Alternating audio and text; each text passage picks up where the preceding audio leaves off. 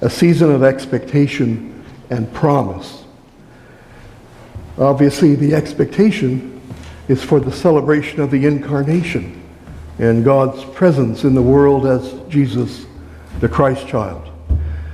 But there's also the promise of Christ's return to earth at the end of time, to complete the new earth and the new heaven that creation groans for, as Paul described it. But I have to say to you that I sometimes get overwhelmed by how wide the gap is between the world as we know it and the reign of God we long for and has been promised. As I observe the church's failings in North America, but maybe more importantly, the circumstances of the wider world, where economic hardship and injustice, warfare and suffering and disease ravage people, as I see our own society's decaying values, I sometimes fear the battle is lost. Some time ago I came upon these statistics. They're quite revealing, I think. It says 70% of North Americans say we're too materialistic as a culture, but only 7% acknowledge that they themselves are materialistic. Do you know that one sports star's salary would care for the thousands of Nairobi street kids for their lifetimes? Something's missing. Some other statistics to consider as the opinion of North Americans. 68% want more fun out of life. 67% want longer vacations or shorter Sundays. No. 66% are often stressed. 60% feel their time is crunched. Half of the people feel pressured to succeed, and half are just overwhelmed. That's kind of a scary profile. When will we stop fooling ourselves about this culture and acknowledge its bankruptcy? When will God's way, the kingdom values, be accepted as truly healthy for all of us? When will Isaiah's prophetic imagining come true? When will the wolf live with the lamb and the leopard lie down with the kid? Well, I confess before you that I find the wait for the completed reign of God to be more and more intolerable. Maybe I'm just less patient as I age, I don't know. Mostly I just want out, not to be part of the struggle anymore, to find a quiet cottage perhaps and hide away. At the same time, I have to admit that something about that instinct is not right. Is there any understanding that can help us with this gap between the now and the not yet? Is there any consolation that this intolerable wait is worthwhile and that the reign of God will ultimately prevail? Well, the theologian Stanley Hauerwas says that these kinds of feelings in us are not surprising. In fact, they're to be expected in Christians. He says that we live in the world as if we were resident aliens. We belong and we don't belong. Now, he's an American. Resident aliens are people who live in America who are not citizens. So it has a particular edge for him, but that's what he says we are in this world. We don't belong because at our best as Christians, our hearts are tuned to the reign of God and its values. We know that it is the landscape of our true home. But we belong here too, because God requires us to be here, obediently at work for the kingdom, proclaiming Christ in spite of our struggle to believe in the full disclosure of God's reign. There are always these two divergent realities in our lives. Two citizenships, in a sense, or perhaps two passports. As Christians, we live with parts of us in an eternal relationship with God, as participants in God's reign. But we also have parts of us in the here and now, as we do our duty for the unveiling of that kingdom. It's just hard stuff sometimes. The harder the times are, the more we feel the tension of that. Although maybe we, might want out of the pain of the world and of life, God wants and needs us to be smack in the middle of it, in the middle of the now, at work for and seeking the not yet. If it's our calling, then, to be dual citizens in trying times, what will help us through? Well, I believe it will be in seeing and remembering glimpses of glory. One of my favorite things is thunderstorms at night at the cottage. I've been known to wander down to the dock in the pouring rain to watch the storm as it comes across the lake. And then I see the lightning, the glimpse of the far shore lit up like daylight, even for those few milliseconds. It's an amazing sight. It's like daylight. The shore that seems so distant in the storm appears reachable and familiar in the blinding flash of lightning. For me, that's a metaphor for the Christian life.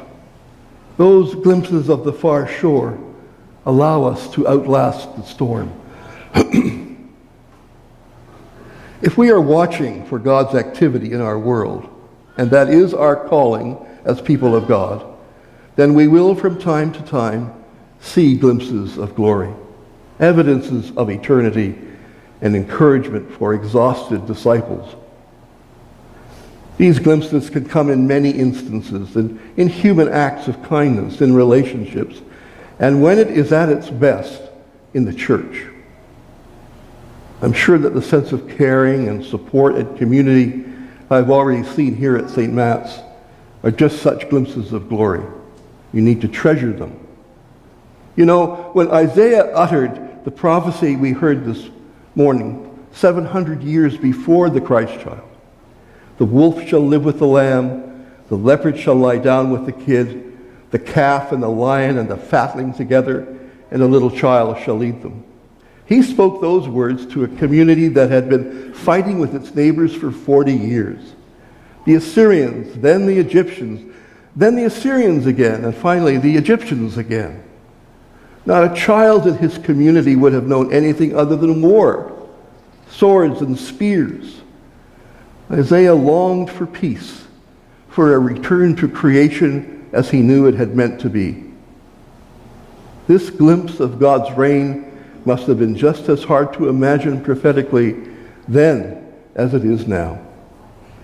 And yet, centuries after Isaiah, we know that the little child did enter history, did live and minister, did die and did rise from the dead to proclaim the inauguration of the age of peace. This is what we recall for ourselves in the seasons of Advent and Christmas.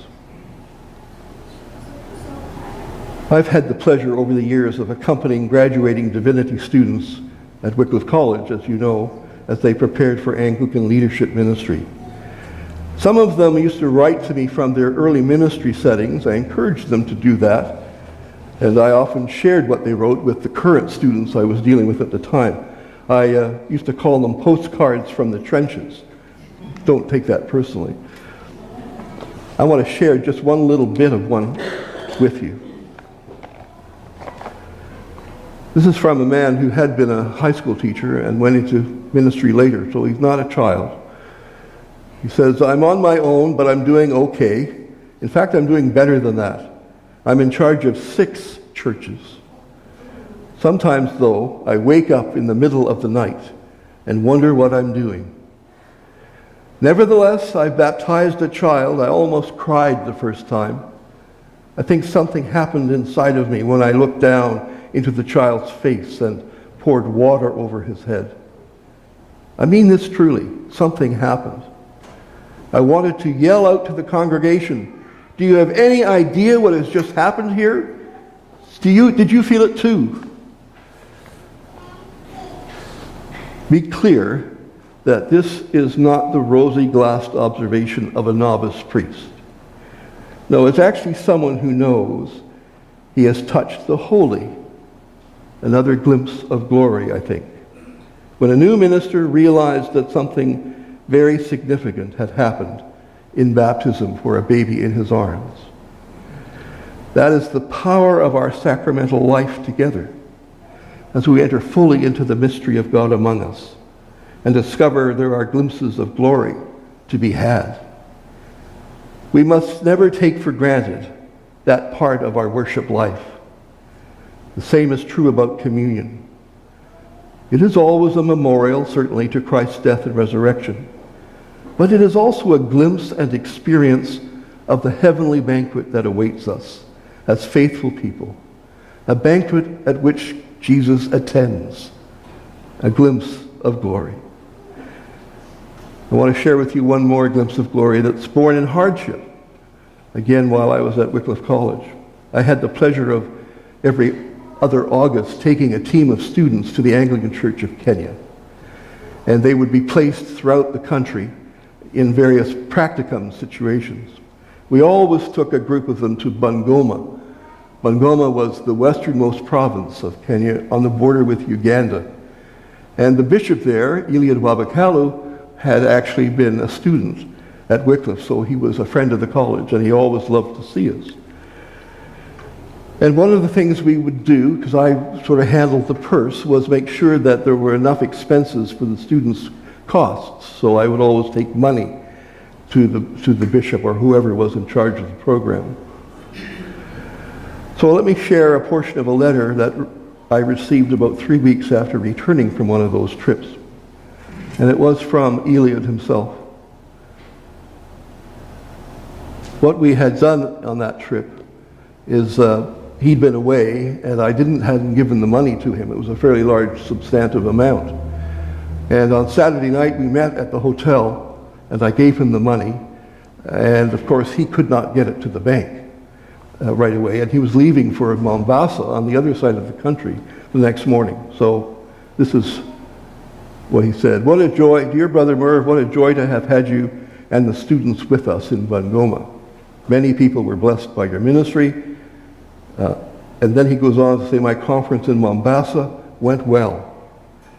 The only problem we are struggling with is that on Sunday night after you left Bungoma, a gang of robbers forced their way into my house.